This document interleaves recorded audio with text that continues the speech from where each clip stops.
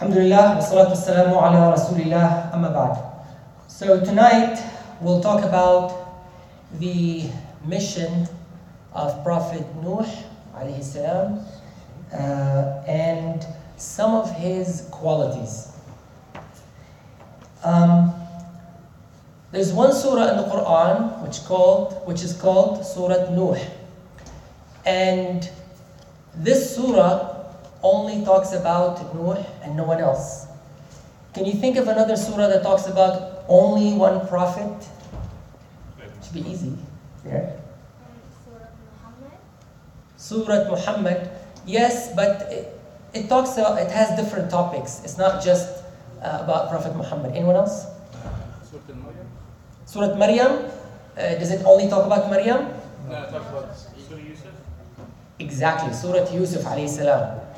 So Surah Yusuf is dedicated to one prophet, which is Prophet Yusuf.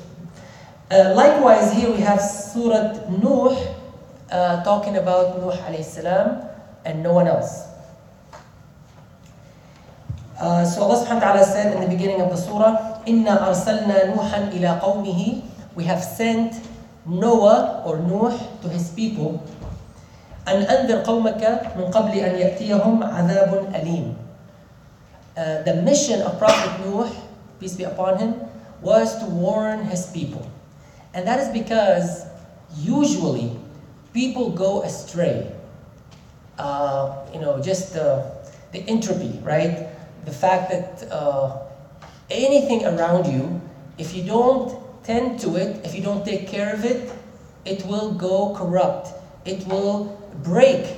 I mean, for example, take your house. If you don't take care of your house, you don't have to do anything. Something will break eventually. Something will go wrong. And if you don't take care of it in time, it will get worse and worse. Likewise, people, if you leave people alone, any community or society or any group of people, and you leave them long enough, they are bound to go astray. And this is why Allah subhanahu wa ta'ala was sending prophets one after the other. The main mission of the prophet would be to remind people. It is also to warn people. So obviously if somebody is warning, what does that mean? It means there's something wrong, there's something evil, there's a corruption, and this is why the prophet is warning them to stop it, to fix or rectify their course. Now let me ask you, since Prophet Muhammad was the final prophet, what happens after Prophet Muhammad? How do people get rectified? How do they get corrected? There, the youngest. I don't want to put you on the spot, I apologize, but yes. Quran, okay. Is it only the Quran over there? Shuyukh, very good. In fact, the Prophet ﷺ told us in at least two narrations. In one narration, he told us, Al-ulama'u warathatul anbiya. The people of knowledge are the inheritors of the prophets. They don't inherit money. Rather, what they do the job of the prophet. This is how they inherit the prophets. They do the same job. So if you have it doesn't have to be called a sheikh. A sheikh is a title now. But anyone who's doing the job of the prophet, reminding people about God, reminding people about Allah subhanahu wa ta'ala, they are inheriting the prophets. Right? So this is one hadith. The other one I want to mention is that the Prophet said, عليه الصلاة والسلام, إن الله يبعث لهذه الأمة على رأس كل 100 سنة من يجدد لها دينها. He said every 100 years, Allah subhanahu wa ta'ala will send someone special. So not just any sheikh or any scholar, but a mujaddid, someone who renews the religion. So there's a renewal. Now it doesn't mean that he is renewing the religion itself. I mean, there's nothing to renew about the Quran. He will renew the understanding. He will renew how we understand the Quran. He will renew how we understand what's going on around us in light of the Quran. So that is really important to keep in mind, that the fact that after Prophet Muhammad, yes, no more prophets, But there'll be people, inshallah some of you will be like that, will be people who will do the job of the prophets. قَالَ يَا قَوْمِ إِنِّي لَكُمْ نَذِيرٌ مُبِينٌ. He said, "O my people." Now you see the prophet, and this is really important. You have to be near people. So he's really appealing. He said, "Oh my people." He's not a stranger. He's not a foreigner. He is from them. He knows them. And he's concerned. Really, the motivation for his calling is his concern. Like, I really care. And this is the basis of any da'wah. If you don't care, your da'wah will be artificial. You're just blabbing. You're just speaking. You're just giving a lecture. But if you don't care about the people you're calling, there's not going to be an effect. He said, "Oh my people, inni lakum nadhirun mubin." I am indeed a clear warner.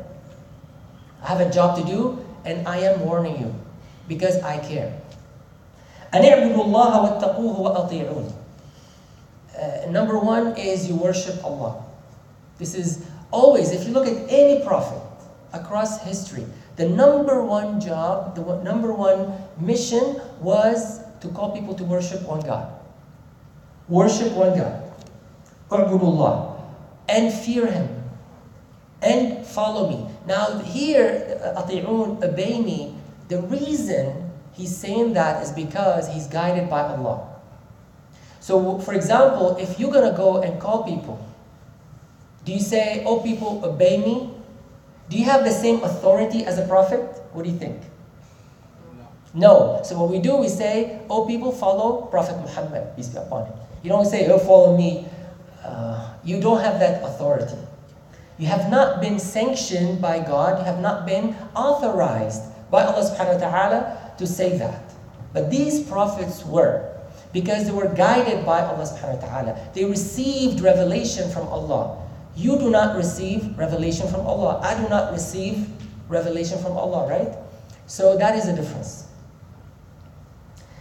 Now, if you do that, immediately Prophet Nuh tells us what the reward is. What is the consequence of doing that? يَغْفِرْ لَكُم مِّن ذُنُوبِكُم. He will forgive your sins. وَيُؤَخِّرْكُمْ إِلَىٰ أَجَلٍ مُسَمَّى. And He will give you another chance until a certain time. This time is decided. You cannot change it. You cannot push it, delay it. And what do you think this time is? What is this talking about? Death. Death, exactly. So he's saying that He will give you the good life. You will live it until a certain time. And after that time, khalas, it's over. إِنَّ أَجَلَ اللَّهِ إِذَا جَاءَ لَا يُؤَخَّرُ. This time, if it comes, when it comes, no one can delay it. And it can come anytime. I mean, last week we saw a young man. You probably, some of you might know him. He was actually attending the Quran halaqah at ICEV, right next to us. Very young. I think he was 8 years old.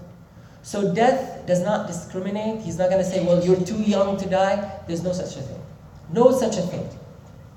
Could be young, old, male, female, rich, poor, it doesn't matter. Everybody has a time. لو كنتم تعلمون. Only if you knew. قال ربي. Now, and this is really important, this is really good that Nuh is now having this conversation with Allah, but he's going to tell us about his mission. Like, how did he accomplish that? How did he do that?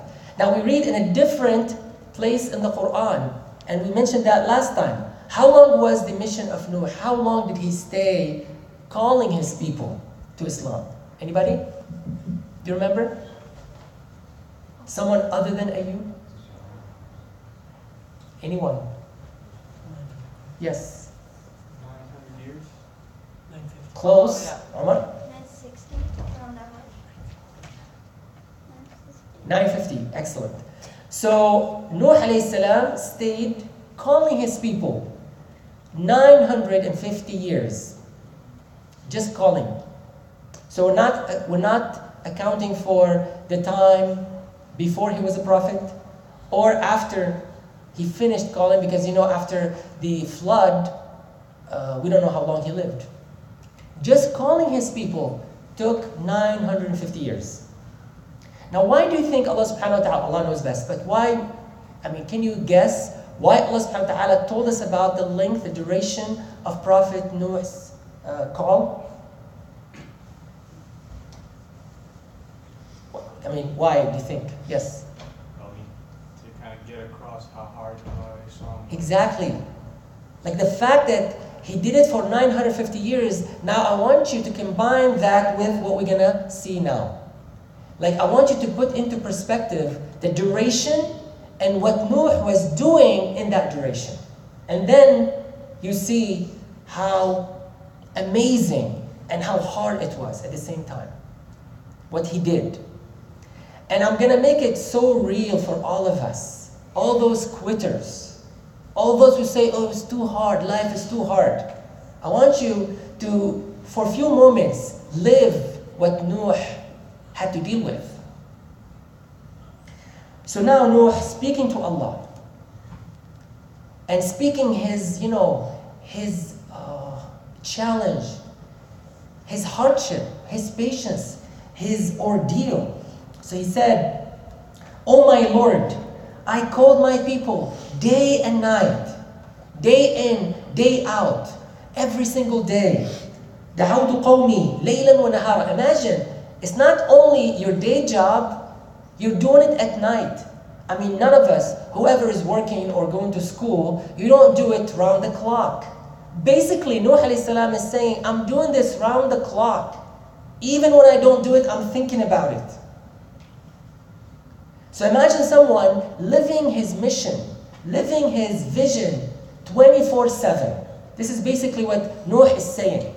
Day and night, day after day. فَلَمْ يَزِدْهُمْ دُعَائِي إِلَّا فِرَارًا. Now look at the reaction of the people. So his mission is only for his people. He's not doing anything else. He's not doing anything for himself. He said, I'm living to guide my people. This is my mission. And every time I try it, they run away. Not only that, he said, فَلَمْ يَزِدْهُمْ دُعَائِي إِلَّا فِرَارًا. Like the more I do it, the more they run away. So if I do it harder, they'll run faster. فَلَمْ يَزِدْهُمْ دُعَائِي إِلَّا فِرَارًا وَإِنِّي كُلَّمَا دَعَوْتُهُمْ لِتَغْفِرَ لَهُمْ. And every time I go and call them, so that you forgive them. It's for their sake. I'm doing it for them. It's not even for me. I don't get anything out of it. I'm not getting paid.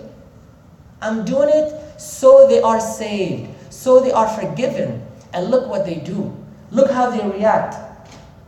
جَعَلُوا أَصَابِعَهُمْ فِي آذَانِهِمْ. They will put their fingers in their ears. I'm telling you, you don't have to listen. If somebody talks to you, you don't have to listen. You can pretend that you're listening.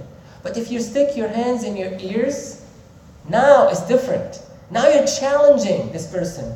Now you're trying to humiliate this person. Like, I don't care, I don't want to listen, and get away. I'm not even interested. Like if you just stand by, you might hear something, but if you put your hands in the ears, khalas, like you blocking that whole gate. There's no communication at all. وَاسْتَغْشَوْا ثِيَابَهُمْ. And they will cover their ears with their clothing. استغشوا ثيابهم from غشية. And this word is mentioned in the Quran quite a bit. So every time I mention maybe one or two words that I want you to learn and remember, because that is important. If you read the Quran, you should be familiar with the vocabulary of the Quran. So for example, when you hear وَاللَّيْلِ إِذَا يَغْشَى, which surah is this, by the way? Does anyone not memorize surah? No. Al-Layl. We all should memorize Surah Al-Layl. The first ayah in Surah Al-Layl is what? وَاللَّيْلِ إِذَا يَغْشَى. When the night, what? What is yaghsha? It covers, yes, very good. Because the night covers, you don't see at night unless there's, lighting, right? But it covers everything. It covers your sight. You cannot see as well. You cannot see far. So this is the word غشا. Here it says استغشوا, like they seek to cover. When you add alif sin in the beginning, it is to mean to seek. So not only they do it coincidentally, or no, they seek it, they intend it. They're doing it to spite Nuh alayhi salam. وَاسْتَغْشَوْا ثِيَابَهُمْ. So it's another sign of rejection. Like, we don't want you around, man. Just get lost. We don't want to hear you. We don't want to listen to you. And like, we're doing everything to create this shield, this block between us and you. Now, again, I want you to imagine being in that position, in the position of Nuh alayhi salam. You're trying to speak to someone, because some of us say, well, I'm doing some da'wah. I go to talk to some people and they don't listen. They don't listen. This is not listening. What these people were doing to Nuh alayhi salam, and they're doing it every day. So they cover their ears, they cover their head. وَأَصَرُّوا, and they insist. وَاسْتَكْبَرُوا اسْتِكْبَارًا, and they do it out of arrogance and pride. Like, they think they're better than Nuh alayhi salam. In a different surah, it says that these people were complaining to Nuh, like, only the poor people were following you, Nuh. So we're not going to follow you. We are the rich and famous. We are the powerful. Only if you kick these people out, then we'll join you. So you see this element of arrogance and pride. And then Nuh continues. ثُمَّ إِنِّي دَعَوْتُهُمْ جِهَارًا, and I was calling them in public. Like I would call a meeting maybe. I would call people. You see some Muslims now make da'wah in the park. I don't know if you've seen some of these videos. It is impressive. I mean, the fact that you're willing to stand in public, because people could react to you. They can make fun of you. They can mock you, ridicule you. They might get physical with you. So you're taking a lot of risk when you do that. So Nuh would do that. He would do it in public. He would call a number of people and make his da'wah and preach. And Prophet Muhammad ﷺ did something similar. Right? Initially it was da'wah in private, and then he called his clan, he called his tribe, and he announced it to everybody. And then he said, ثُمَّ إِنِّي أَعْلَنْتُ لَهُمْ, and sometimes I would announce it, and then I would go and do some da'wah in private. وَأَسْرَرْتُ لَهُمْ إِسْرَارًا. You know, some people, when they listen to you in public, they might be convinced, but their pride would stop them from admitting so. They would not say in public, oh, I agree with you. So Nuh was using another tactic, another technique. He said, I'm going to go and call people in private. So I will, make a meeting with you, an appointment with you. I will go to your house. No one is looking, and I will speak to you. Also, it happens when you are doing it in private. You don't have the peer pressure. And by the way, this is an advice that Allah subhanahu wa ta'ala gave to the people of Mecca.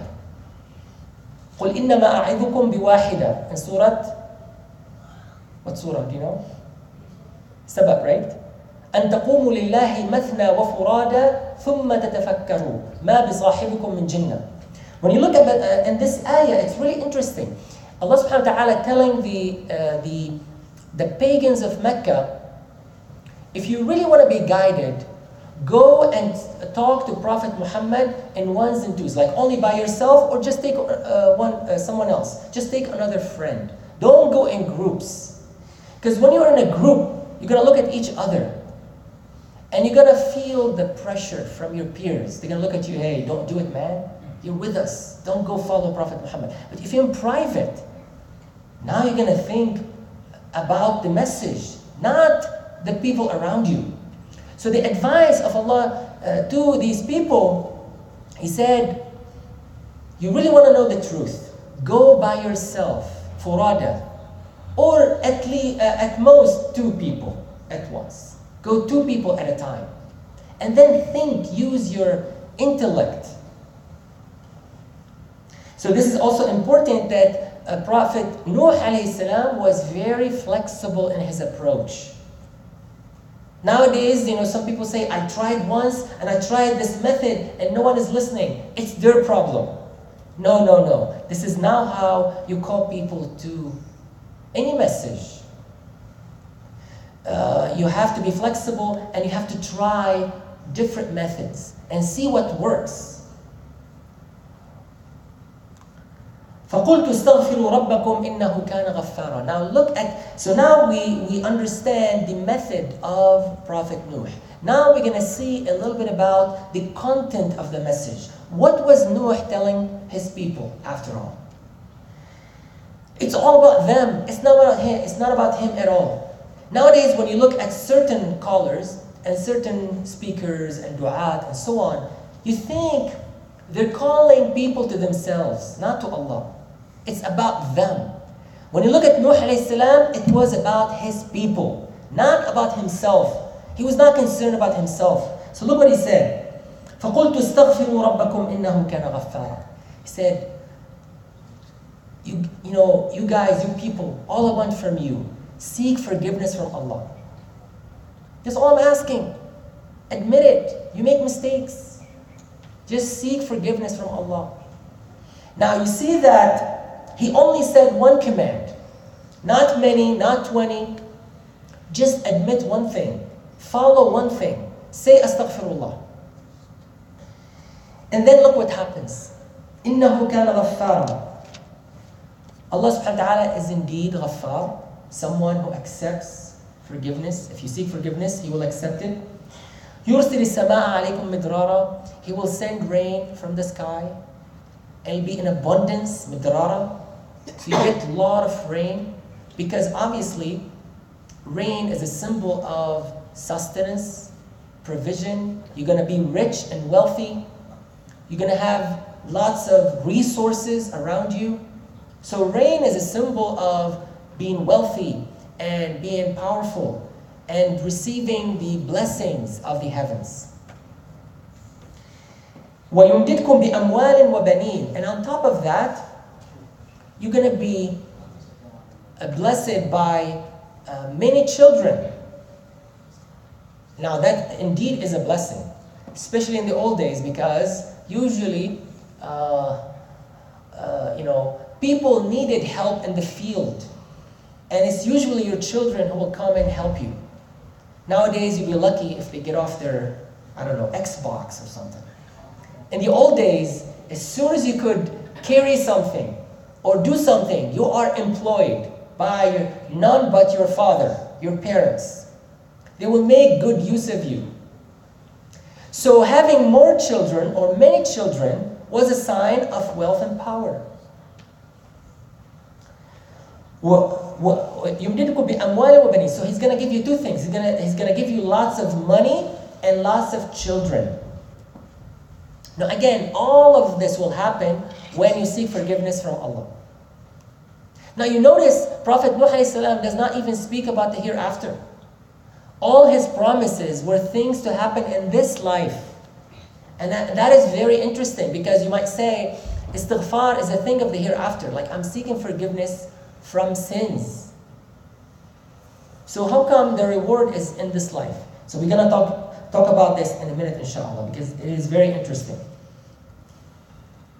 And then he said he will give you gardens, he will give you fields, lands, and he will give you also rivers.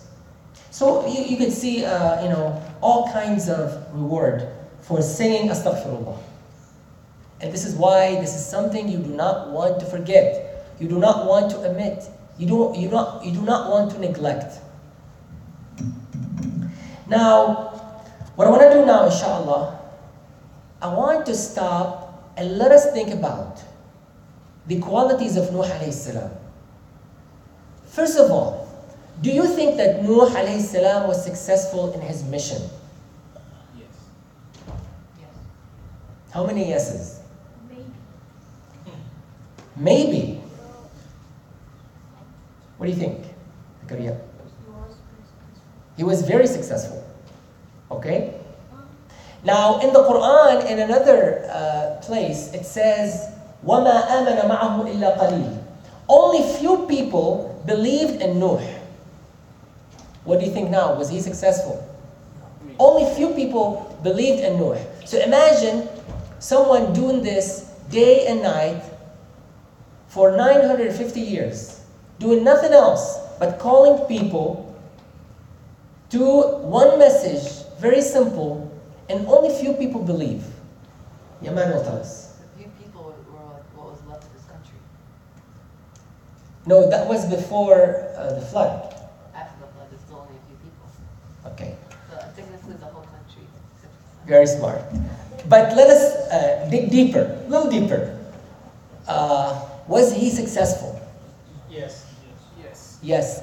You should not have any doubt in your mind.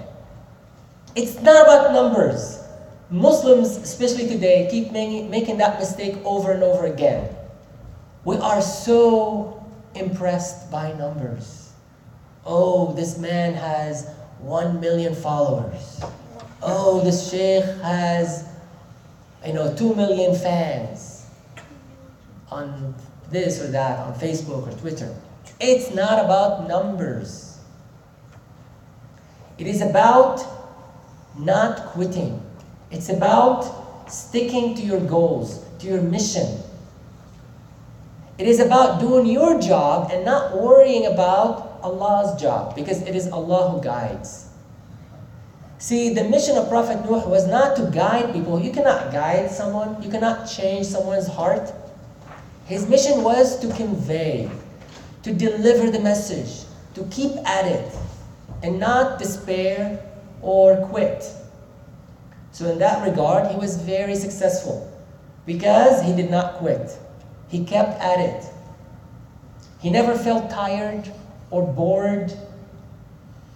He kept doing it every day. That is the height of success. If he's not successful, I do not know who is.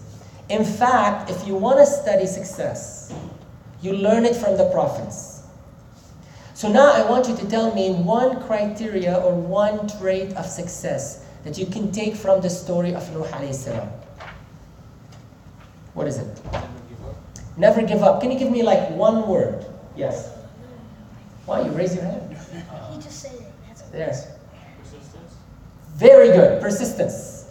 That's the exact word I'm looking for. Persistence is one of the most important traits, qualities, habits you need to be successful in life. And nowadays you have all this self-help literature and seminars and what have you, and they go back to the same thing, persistence. You see it all over. To be persistent. Now when you look at the story of Nuh alayhi salam, we're not talking about persistence for a week, a year, 5 years. We're talking about long-term persistence. To be persistent for such a long time. This is crucial for anyone's success. And to do it for free. Now, so let me give you this example. Let's say somebody came tomorrow, he came to you and he offered you a job. He said, I'm going to pay you this much money and you go work there. But there's only one problem, only one thing you have to,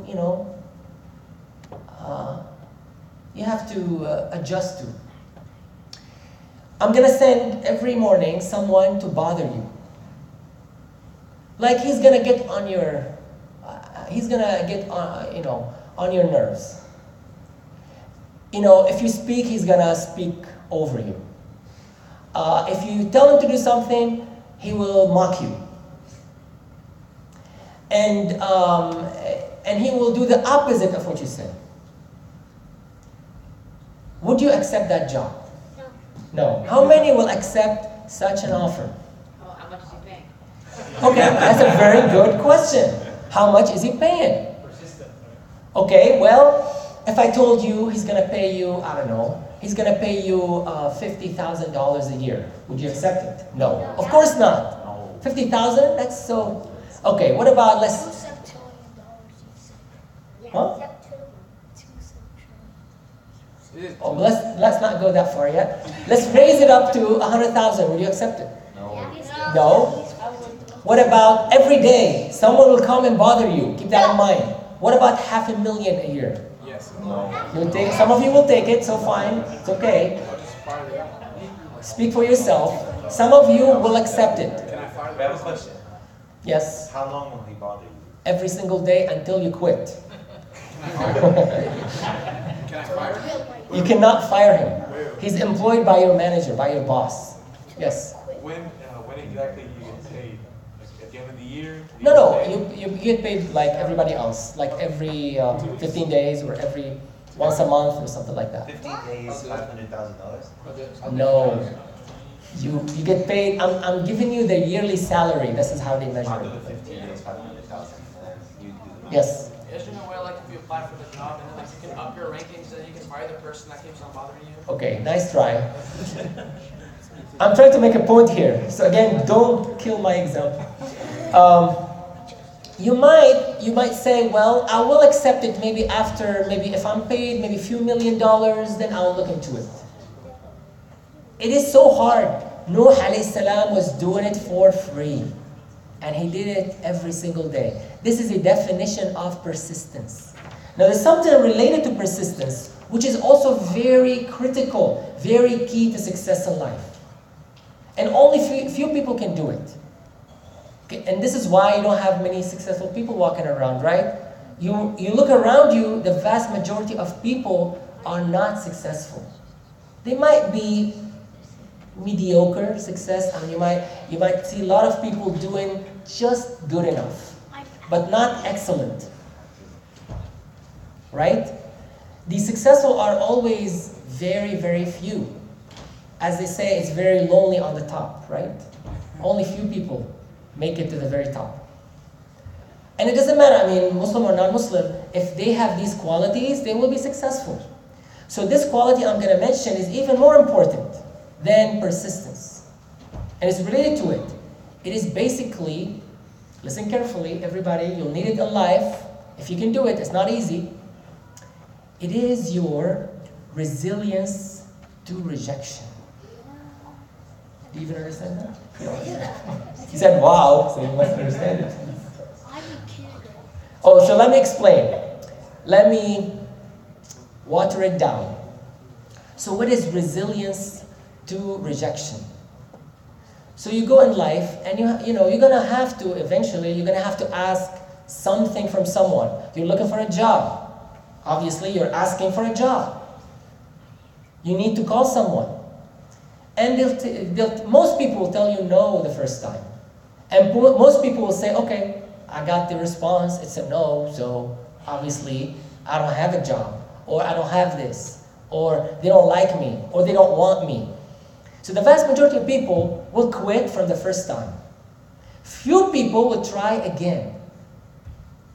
Now very few people, they be told no over and over again, and they keep trying. And guess what happens? Eventually, they get a yes. And this applies to many things. You're applying to a school, to a job, anything in life. You have a cause, you have a mission you're going after. You're going to face rejection. You're going to face, challenges. Things will not work the first time. So if every time you say, I'm going to quit because I failed. This is exactly the definition of failure in life.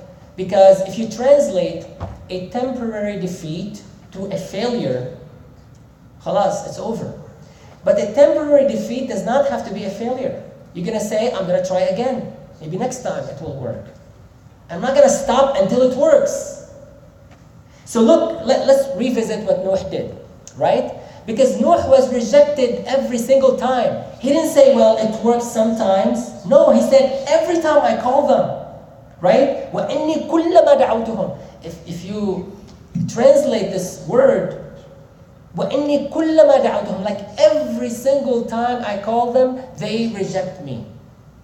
Like the rate of success is 0, really. Like no positive reaction whatsoever. No positive answer or response whatsoever. It's always no, no, no, no, no. Get away, get lost. We don't want to listen. They did not listen once. And Nuh never stopped. I mean, I don't know what kind of spirit you're gonna have to do this. Because I tell you, I mean, it's really hard. I mean, the 3rd time, the 4th time, by the 5th time, your spirits are gone. But to be persistent and to be resilient to rejection and to the word no, because people will tell you no in your life. And you have to know from now, you need to be ready and you need to be comfortable with the word no, because people will tell it to you. They will hand it to you.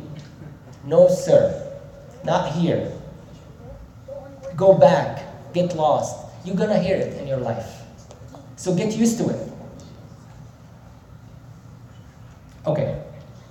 The last quality I want to talk, yes? But isn't it also good, like, to know, like, when to quit? Like, if you're working, like, if you're trying to get a job. This is really good. The question is it not also important to know when to quit? So there's a difference between persistence and stubbornness. Some people are stubborn. There's a difference. You should not mix up the two because they are kind of similar. But one is on the positive side of that quality and the other is on the negative side of that quality. On the positive side, you see persistence. On the negative side, you see stubbornness. Some people are stubborn. Like they know this doesn't work and they keep trying it over and over again. That's not what we're talking about. If you look at Nuh and his approach, like we said, he was very flexible. He was trying all methods. Now he did not change his goal. His goal is clear. His mission is definite. I need to call people to Islam. I need to save them. That does not change. You don't change your goal. You don't change your vision. But you change your method. And this is exactly what Nuh did. He was trying all possible ways. Oh, if this doesn't work, I will try another method. So yes, you should not be stubborn and keep trying something that does not work. So that is a very good point. The last quality we learn here, and that's also very important for success, is that you need to be able to recognize mistakes and be able to correct them. And this is really the essence of the message of Nuh. When he was calling his people and telling them, "O people, seek istighfar, seek forgiveness," because the essence, the core of forgiveness is to admit that you made a mistake. And your willingness to change, to correct the course. If you realize you made a mistake, you are willing to change. So that's also another important quality for success in life. Your willingness to admit the mistake you make. Again, nowadays you have people who will never admit to any mistake. They will never say sorry in their lives. And that's definitely a trait of failure. It's a sign of failure that you're not able to recognize your own mistake. And you keep making it over and over again. And like I said, it is interesting, the Prophet Nuh ﷺ told his people that if you seek forgiveness, you're going to see a lot of reward in this life. Like you're going to be successful in this life before the Day of Judgment. Because this is such an important quality for success in life. To be able to recognize mistakes. Now of course, a sin or a mistake that has to do with Allah subhanahu wa ta'ala is very important to fix. So obviously it was on the top of his list. But this is really important to have this quality, this character, to be able to recognize mistakes and fix them as soon as possible before it gets too big to fix, right? And this also happens to many people. Like you know there's a problem and you keep ignoring it until it gets too big. It becomes like a monster. And then it's really hard to fix. We all do this, by the way. But it's good to get in the habit of fixing as much as possible around you. Maybe first you start with your room. Like if you have a really messy room, you start there. Just clean it up. I mean, it's yours, right? Let's assume you don't have a roommate in your room, in your house. You're just by yourself. Fix your room, clean it up. You start with something that is easy to do. Fix the things around you that you have control over before you start fixing the world. I mean, some people want to fix the world and they cannot fix their own room. And this is like the biggest hypocrisy you can ever think of. Like you have a messy life and you go in and you want to fix the world. You cannot fix your own life. That's another problem that many Muslims are dealing with today. They want to change the world, they cannot change their own self. And that is also a fundamental problem. All right, before we end today, I was reading in a book, and wallahi, I stumbled over this. I did not expect for a minute or a second that I would find this in this book. But anyways, I'm not a big fan of these books, but I just happen to have it, so don't judge me. It's called Think and Grow Rich. It's one of these self-help books. It was written by someone called Napoleon Hill. I don't know if you heard of him. He's pretty old. I think he lived in the 1900s, early 1900s. He was one of the first people who came up with this idea of self-help and self-motivation, all that stuff. And now it's a big industry. And it's a scheme too. See, a lot of these people are con artists, by the way. I don't buy it for a second, what they say. Like you can change in a second, and you can become rich tomorrow, you can become a millionaire, and all that stuff. I don't believe it, I don't fall for it. Regardless, it's an interesting book, it has some interesting advice. But look what I ran into. So in the chapter about persistence, right? We're talking about persistence, right? In that chapter, I was just going through it. At the very end, I saw this title. It says, "The Last Great Prophet." It's interesting. We have a last great prophet, right? So who is he talking about? I mean, this guy has nothing to do with religion. He's not into Orientalism. He's not an Orientalist. He's as American as it gets, and he is, talking about money and becoming rich and all of that. So it did not occur to me, even when I read the title, I said, he's probably talking about some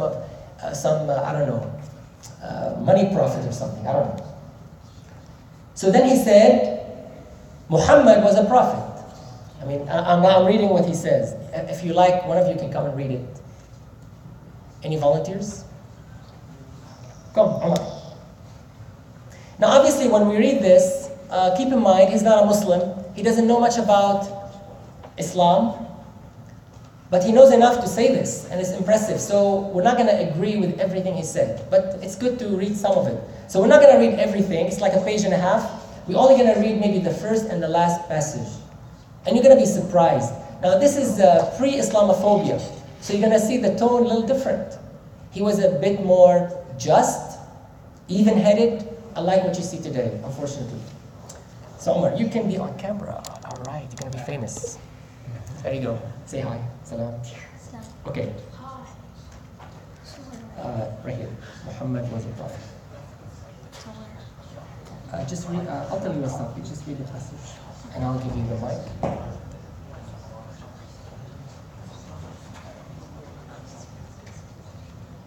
I'll hold it. Just hold it. Muhammad was a prophet, but he never performed a miracle. So obviously, this is not entirely true, right? I think he meant he did not perform a miracle like so visible like Prophet Musa alayhi salam. I think that's what he meant. But again, he doesn't know much about Islam. So keep that in mind. Go ahead. Muhammad was a prophet, but he never performed a miracle. He was not a mystic. He had no formal schooling. He did not begin his mission until he was 40. When he announced that he was the messenger of God, bringing word of the true religion, He was ridiculed and labeled a lunatic. Children tripped him and women threw filth upon him. He was banished from his native city, Mecca, and his followers were stripped of their worldly goods and sent into the desert after him. So most of it is true. We all know that, right? When he had been preaching 10 years, he had nothing to show for it but banishment, poverty, and ridicule. So he's talking about the Meccan period. It's actually 13 years. And he said basically he had nothing to show as far as worldly gain. Like he did not have many followers. He did not have any authority over any land, stuff like that.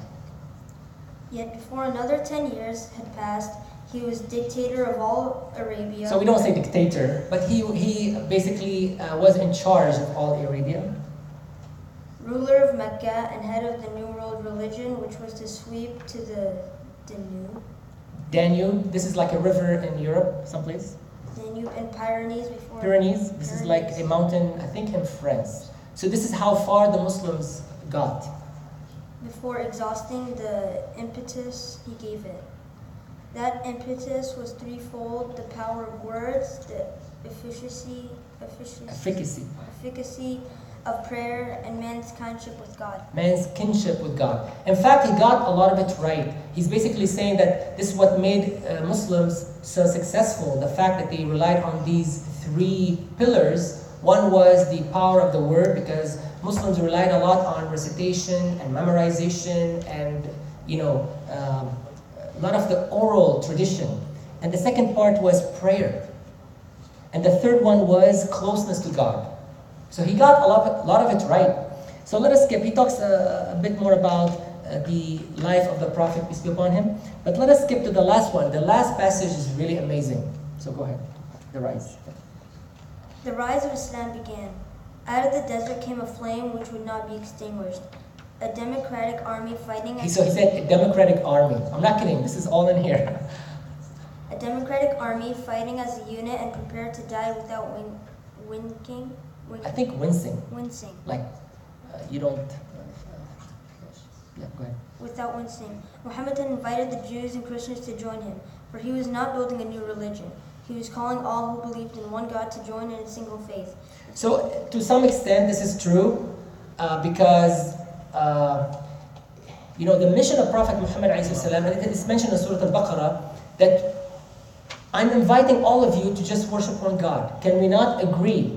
Like in one ayah it says, "Ta'alaw ila kalimatin sawa baynana wa baynakum." I'm inviting you to one word that we all can agree on, which is to worship one God. So in that respect, it is true. Go ahead. If the Jews and Christians had accepted his invitation, Islam would have conquered the world. They didn't. They would not even accept Muhammad's innovation of humane warfare. So basically he's saying that, first he's saying that it was Muhammad's innovation that warfare should be humane. Okay? So he realized that, unlike what they say today, unfortunately, it's quite the opposite today. They say, Muslims were the people who brought, terrorism and all that. He's saying the exact opposite. He's saying before Muhammad ﷺ, it was just warfare. Muhammad brought humane treatment to warfare. And they said even that they would not follow him. Even with this good innovation, he called it innovation, they would not even follow that. When the armies of the Prophet entered Jerusalem, not a single person was killed because of his faith. When the Crusaders entered the city centuries later, not a Muslim man, woman, or child was spared. But the Christians did accept one Muslim idea, the place of learning, the university. So at the end he said, but the Christians accepted one Muslim idea. Everything else they rejected, which is the university, because it was the Muslims who invented this idea. So it was really interesting, like I said, I ran into this by mistake, and it was a chapter talking about persistence. So this is to show you basically that through the persistence of this man, Muhammad ﷺ, all of this was accomplished. And only because of the stubbornness of his enemies, He was not able to do more even. He could have done much more, he said, if his enemies were not this stubborn. So, subhanAllah, I mean, and we see the same thing from Prophet Nuh alayhi salam. The fact that if you are persistent, and like he said, you know, Prophet Muhammad spent 10 years or 13 years, no outcome whatsoever, but that didn't stop him. He kept at it. The next 10 years, everything changed. And it's exactly what can happen to you. You are persistent, you're after a vision, a goal, you want to accomplish, and you could spend 5, 10 years, nothing happens. But you keep at it, and with this high spirit, and you're not, you don't go into despair, you don't quit because somebody said no to you or rejected you, and then some miracle will happen. Your life will turn around because of your persistence and your resilience to rejection. And then all kinds of wonderful things will happen. So this is inshallah a great advice to all of us. Thank you very much.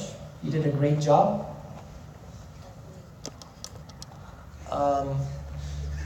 And this is all I have today. Inshallah, I hope it's a great lesson to all of us. And this is really the one lesson from Prophet Nuh and his life. Inshallah. Okay, if you have any questions, we can take them. Otherwise, we can stop the recording. And yes. Was that part you were talking about that they keep every day, like telling him the $1 billion? They were treating him that way as he treated him that way. Interesting. Was there a question? Or? He's basically saying that I think he's basically saying that the guy that's gonna give the other person $500,000. Oh, you're still stuck on that story. The guy who's gonna give the other guy $500,000? Okay, all right. It's just an example. It's not real. No one is gonna come to you tomorrow and offer you such a job. Okay, inshallah, you have a much better job with no mockery or, something like that. So, yes. Yeah, you. The story of Yunus alayhi salam, and you've mentioned also the three major important things. He admitted his mistake. So when he left his people, to go his people, and then admitted them that he well swallowed him, that he was doing the stuff. Nah. So that could be also an example. Oh, absolutely. So this idea of istighfar and seeking forgiveness from Allah, you see it recurring in all the prophets. And this is really important for us, all of us. Like istighfar, when you do it, come on guys, listen up. We're not done yet. It's like a few more minutes, inshallah. Keep more patient. This is something we should employ in our daily life. Like to train your tongue to say astaghfirullah. Nowadays what happens, you only say it to like spite someone, to make fun of someone. Like somebody is messing up, you say astaghfirullah. Like you make it a statement. Astaghfirullah is not a statement like on the tongue. It is more like a state. Like you really admitting a mistake to yourself and to Allah subhanahu wa ta'ala. It's not a statement to put somebody on the spot. Astaghfirullah. So keep that in mind, like you do it on a regular basis. Because it happens today also, if you say astaghfirullah on a regular basis, a lot of things in your life will straighten up for you. All these troubles you have sometimes, you wonder where it came from.